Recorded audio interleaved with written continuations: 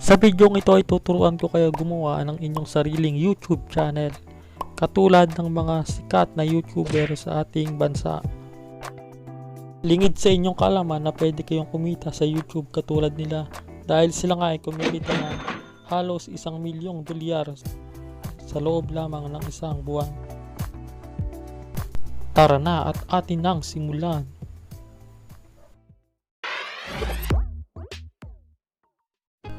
So ang una, punta tayo kay YouTube sa app. Kung wala man tayong app is i-download lang natin siya sa Play Store. Then i-click lang natin itong sa taas. Then mapupunta tayo dito, then click sign in. Tapos add account. If may account na kayo, i-login nyo lang. Pero ngayon, papakita natin kung paano gumawa ng isang Gmail account. Tapos create account. Kasi gagawa nga tayo ng ating sariling Gmail. So, for myself, pilapan lang natin ang first name, tapos last name. Then, birthday, tapos gender. Tapos dito, madali lang naman. Gagawa lang naman kayo ng custom Gmail nyo. Lalagay nyo lang solid na @gmail.com, tapos password. Okay. And then, yes, I'm in. Tapos next. Then, I agree. Then ayan guys, meron na tayong sariling Gmail na naka-sign in sa YouTube. Pero wala pa tayong sariling YouTube channel. So magagawa pa tayo, i-create pa natin yan. Tapos i-click natin yan guys. Then mapupunta tayo dito. Pindutin lang guys ang your channel. And then yan, makagawa na tayo ng ating sariling YouTube channel. Edit nyo lang yung name kung gusto mo. So, gagawin ko dito, i-edit ko, papalitan ko siya ng ano ba maganda, pre-movie na lang. Okay, kasi yun yung balak kong i-upload sa bago kong YouTube channel. So, ayan guys, meron na kayong YouTube channel. So, i-edit muna natin. Gawin natin siya ng description. Kahit ano, kung anong maisipan nyo. So, pwede nyo itong gayahin kung gusto nyo. Then, palitan nyo na lang pagka nakaisip na kayo na mas maganda. So, gayahin nyo lang yung ginagawa ko. Tapos, ang susunod natin gagawin guys, papalitan natin siya ng profile. Ayan, kahit anong gusto nyo ilagay. Ito yung napili ko para related sa movie. Then, ayan. Meron na tayong profile. Parang Facebook lang yan guys. Tapos, lagay natin siya ng cover photo. Ang tawag dito dyan sa YouTube is channel art or channel banner. Para malagay natin yan guys, pupunta tayo sa Chrome, sa YouTube Studio. Doon tayo magpapalit ng channel art or cover photo. Sige, pagbigyan. Okay guys, dito na nga tayo sa Chrome, nakapag-sign in na nga tayo. Gagawin lang natin dito is i-desktop site natin. Kiklik natin to guys, yung tatlong tuldok. Tapos yan sa baba, desktop site. Tapos i-click lang natin tong ating profile, then makikita natin dyan YouTube Studio. Tapos pag nasa YouTube Studio na tayo guys, click lang natin to guys, yung nasa baba, yung parang wand. Yung nakislap-kislap. Yan, dito tayo mag-upload at mag-edit ng mga profile tapos banner.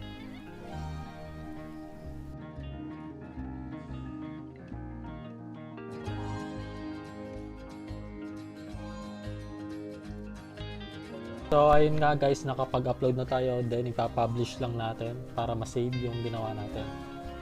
Okay. Done. Okay na. Check natin yung app natin if meron na nga tayong channel banner. And then as you can see, meron na nga guys. So kayo na lang bahala, i-edit nyo na lang, pagandahin nyo yung channel banner nyo, dahil yan din yung magpapaganda sa channel nyo. So susunod natin guys, try na natin mag-upload ng video. Okay, pindutin lang natin tong create, then upload a video. So allow, then ito lang yung video ko, so ito na lang upload natin. Tatry lang natin guys. So yan, lagyan lang natin ng title, tapos description. Then next, then i-upload na natin. So kahit ano munang title, tapos description. So yun lang guys, ganun lang naman yung kadali, kasimple gumawa ng sariling YouTube channel. Then mamaya ituturo ko sa inyo kung paano kayo magkakaroon ng ads sa inyong mga video para kumita kayo at magka-revenue.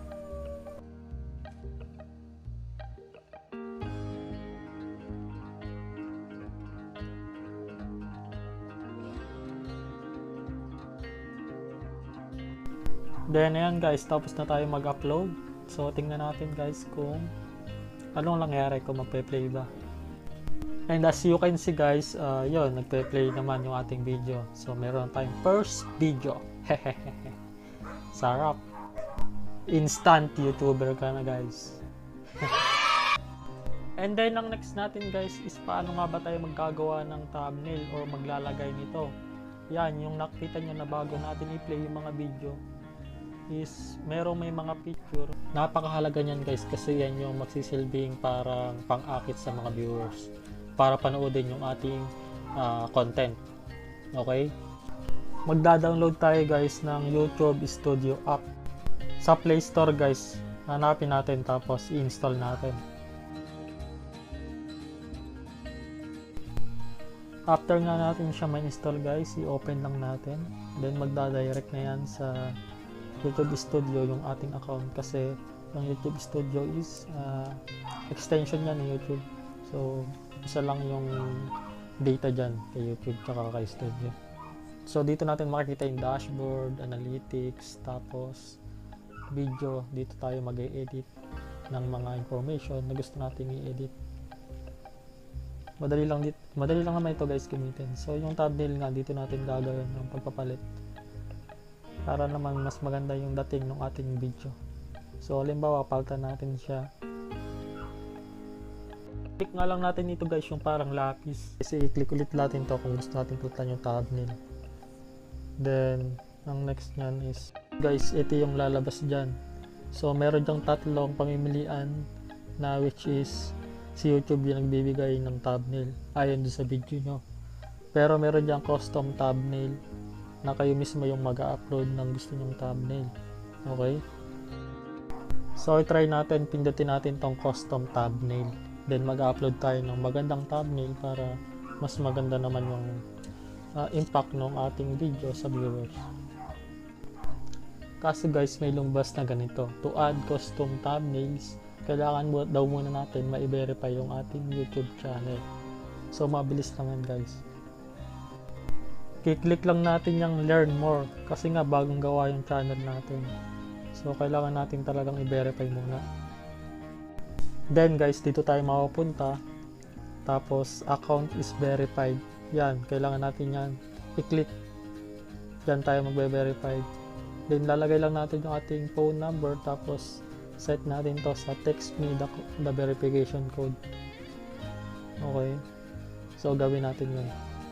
Then mag-send yung ng 6-digit code tapos i-fill upan lang natin. Then ayun, okay na. Tapos balik lang tayo sa YouTube Studio tapos pwede na tayong mag-custom thumbnail. Okay? Bili lang tayo ng picture, then ayun. Okay na, diba?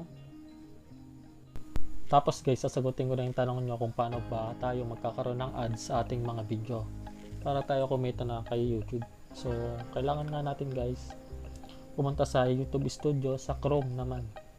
Then, hanapin natin yan, yung $sign, then ayan. Ito nga guys yung pinakang requirements ni YouTube. Kailangan meron kang at least 1,000 subscribers tapos at least 4,000 watch hours para magkaroon ng ads yung mga video at kumita ka kay YouTube. Kung gusto nyo agad na magkaroon ng 1,000 subscribers guys, may ginawa akong tutorial dyan para yun, makabilis yung subs nyo. Ayan, yung video yan, panoorin nyo yan guys, na dyan sa channel ko. Yan nga guys yung tutorial sa pinakamabilis na paraan para magkaroon ka agad ng maraming subscribers. Ilalagay ko na rin yung link dyan sa description guys. Yun nga lang guys at maraming salamat sa panonood. Kung may natutunan kayo, please subscribe at palike na rin yung video. At next time guys is i-upload ko naman sa inyo yung kung paano dumami yung inyong watch hours ng mabilis. Okay, thank you and God bless.